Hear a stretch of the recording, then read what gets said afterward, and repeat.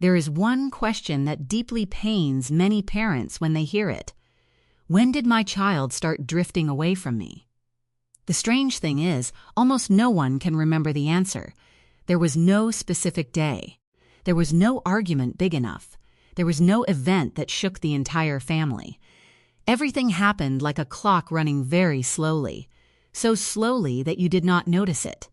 Until one day, you look at the child sitting in front of you and realize, you know their class schedule, you know their grades, you know what foods they like.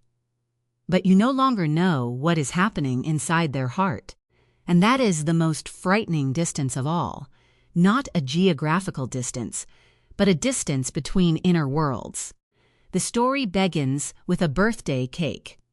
A mother once told me about her daughter's 16th birthday. She prepared everything carefully.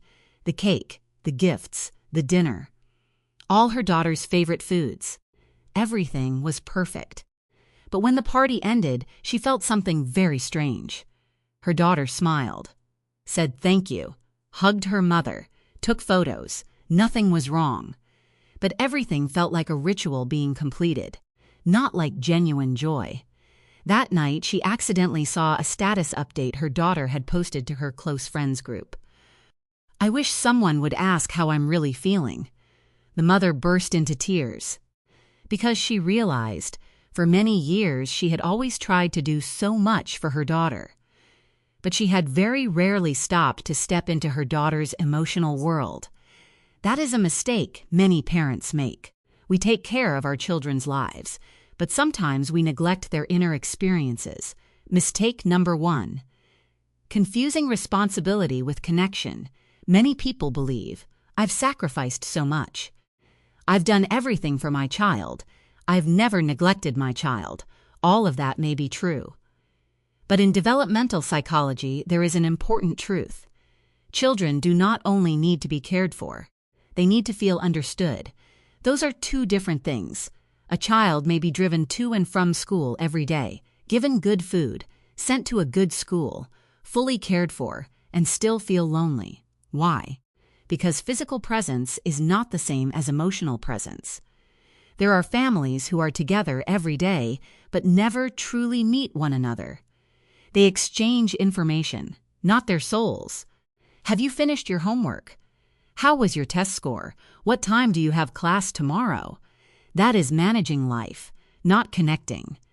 The solution is very simple, but difficult to practice. Every day, spend at least a few minutes talking without the goal of fixing, judging, or teaching. Just to understand, just to listen, just to be present. Mistake number 2. Turning every conversation into a lesson. Many parents have good intentions, but their minds are always operating in coach mode. Your child tells a story. You draw a lesson from it.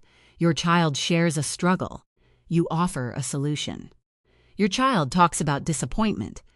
You teach a skill. It sounds reasonable, but there is an interesting finding in behavioral science. People often need empathy before they need guidance, especially children. If every time they open up, it leads to a 10-minute lecture, the brain begins to register. Sharing takes a lot of energy, and gradually the child learns to keep everything inside. Not because they hate their parents, but because they want to conserve emotional energy. The next time your child tells you something, try a different response.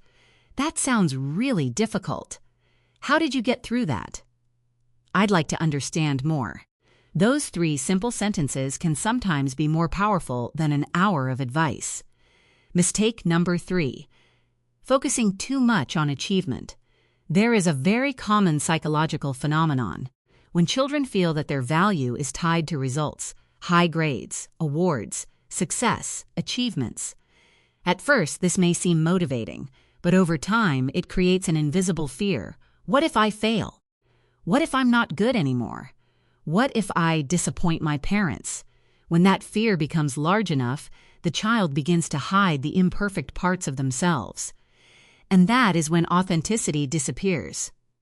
One boy once said, "I'm not afraid of getting a bad grade. I'm afraid of seeing disappointment in my dad's eyes."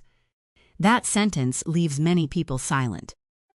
Because sometimes what children fear is not punishment, but the feeling of losing love. Let your child know this. Their value does not increase when they succeed, and it does not decrease when they fail. Mistake number 4. Not allowing negative emotions to exist. Some families strongly dislike sadness, dislike anger, dislike disappointment, dislike tears. The moment those emotions appear, they want to eliminate them immediately. Don't cry. It's not a big deal. You need to be stronger. It's only a small thing. But emotions do not work like light switches. You cannot turn them off with commands. When children repeatedly receive the message that their emotions are wrong, they learn to hide those emotions. And the dangerous part is this: buried emotions do not disappear. They simply move elsewhere.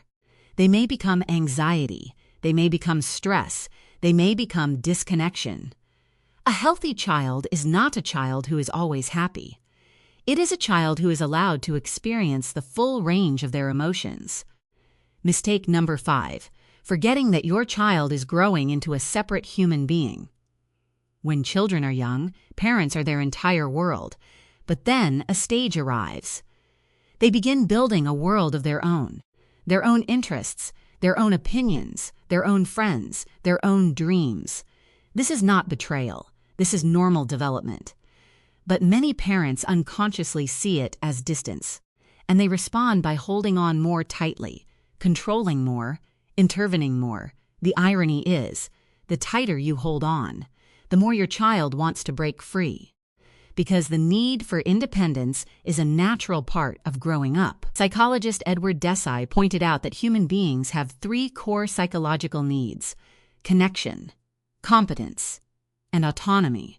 When autonomy is threatened, resistance often appears. So sometimes the best thing parents can do is take one step back and give their child space to become themselves. Mistake number 6. Not sharing your own vulnerability. Many parents always try to appear strong, always right, always in control, but that unintentionally creates distance because the child sees a perfect image, not a real human being. When parents are willing to admit, "I was scared too, I made mistakes too, I don't know everything," something remarkable happens. The child begins to feel safer being themselves, because authenticity creates authenticity. Mistake number 7. Waiting until there is a problem to connect. Many family conversations only happen when something goes wrong. A low grade, a rule violation, a conflict, a difficulty. But emotional connection is not built during a crisis. It is built during ordinary days, during short walks, while cooking together, during a car ride, in moments without pressure. That is when trust is accumulated. Like putting coins into an account one by one. When difficulties arise, that account is finally full enough to draw from. So, what can you do to make your child want to come back? There is no magical formula. There is no magic phrase. There is no technique that will make a child immediately open up. But there are small changes that create big differences. First, be more curious than judgmental. Second, listen longer than you respond. Third, ask open-ended questions instead of conducting an interrogation. Fourth, respect emotions before correcting behavior. Fifth, show your child that love is not a reward for perfection. It is the foundation for growth. An image to reflect on. Imagine that the relationship between parents and children is like a lighthouse. Many people try to become a tugboat, always pulling, always pushing, always directing the course. But children do not need a tugboat forever. They need a lighthouse, a stable place, a trustworthy place, a place that is always shining when they need to return. A lighthouse does not chase the ship, does not control the ship, does not force the ship. It simply remains there, steady, warm, patient. And because of that, when the sea becomes rough, the ship knows where to return. If today you feel that there is already a distance between you and your child, please do not lose hope. Because most distances in families do not appear because of a lack of love. They appear because love is being expressed in ways that are no longer suitable.